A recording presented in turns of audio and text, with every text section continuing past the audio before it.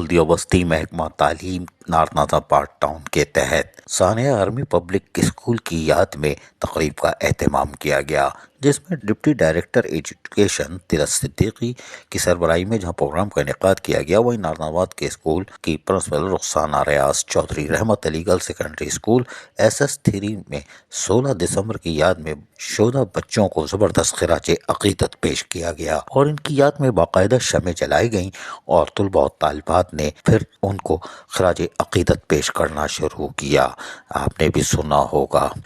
کہ میں اس قوم سے ہوں جس کا بچہ، آپ نے سنا ہوگا آگے کیا سنا ہے،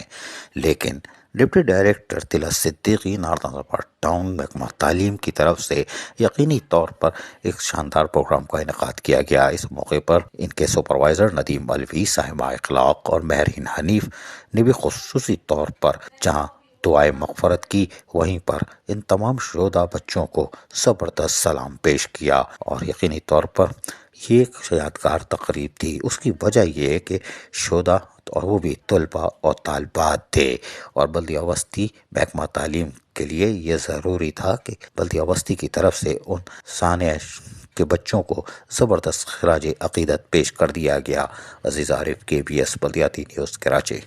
ایسی ہی خوبصورت ویڈیوز فیوچر میں حاصل کرنے کے لیے ریڈ بٹن پر کلک کر کے اور بیل آئیکن کو پریس کر کے ہم سب کے سبسکرائبر بننا مت بھولیے۔